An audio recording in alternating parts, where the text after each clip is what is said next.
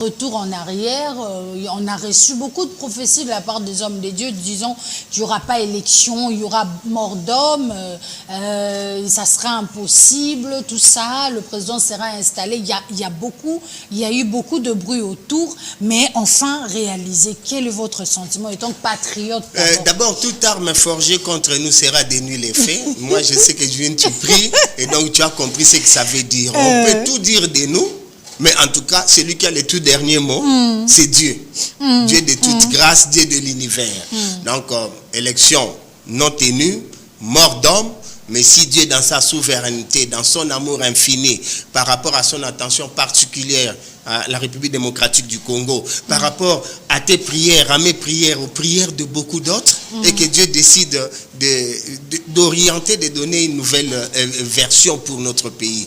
Mais quoi de mal? On doit s'en féliciter, ça n'a rien à voir, ça peut passer. Alors maintenant, pour ceux qui contestent, ils ont le droit de contester. Mais moi, je pose une question simple. Félix Tshisekedi, plus de 73%.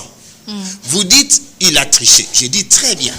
Vous qui dites, vous avez obtenu combien? Vous? Et comment? Donnez-nous cela selon les circonscriptions, selon vos PV à vous, ou ce que vous avez comme élément. Et dites-nous, là où on a dit Félix c'est 73, c'est combien exactement? Et ça reste une zone d'ombre. C'est tout simplement pour dire qu'à un moment donné, si on veut être grand, il faut savoir aussi accepter les autres. Et ça de fait. Je ne dois pas dire que non, parce que Juni, à un moment donné, je sais comment il faisait son papier là. S'il m'appelle, moi je ne viens pas. Et ça, c'est l'orgueil. C'est toi qui commandes l'émission. Et quand tu me diras ne parle pas, je vais me taire. Ça existe comme ça. Et ça, c'est la vie des hommes. Donc nous, on ne doit pas commencer à dénaturer la République démocratique du Congo. C'est un pays immense, envié par tout le monde, mais parfois c'est catastrophique. Écoutez, Félix Tshisekedi a vraiment obtenu des voix, ça c'est vrai. Même si c'est vrai, la Senko a dit, il y a quelqu'un qui a obtenu plus que les autres. Bon, ça les citait, mais plus que les autres, on n'a pas dit que ce n'était pas Félix. Voilà. Donc qu'on lui laisse quand même faire, les défis sont énormes. Avec tout ce qu'il y a comme défi là, moi j'ai pitié de lui, c'est vrai. On l'a applaudi, on l'a acclamé. Ça m'a rappelé avec cette histoire des chevaux. J'ai dit, mais je me souviens de Jésus-Christ à Jérusalem, entrée triomphale. Tout ça, c'est bien beau. Mais après, c'est le même monde qui va décrier pour dire non, qu'on les mette à mort. Donc, il faut tenir compte de ça. Et ce sont des défis énormes pour lui. Moi, je n'aimerais pas être à sa place.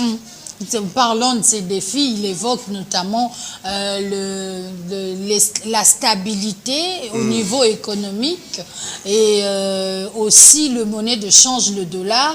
Il a promis qu'il va s'en occuper, il va donner plusieurs emplois aux jeunes. Et comment est-ce que vous pensez que cela peut être possible ?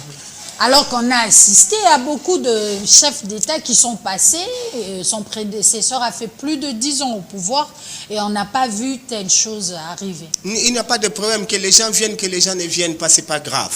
Le problème maintenant, c'est il est face au peuple congolais et d'une façon particulière face à ces 73% des Congolais qui ont décidé de lui accorder leur voix.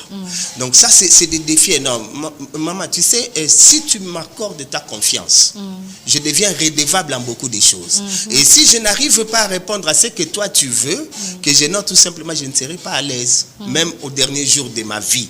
Parce que je t'aurais trahi, toi qui m'avais donné confiance. Et je me dis que le président chrétien, il se retrouve devant tout ça.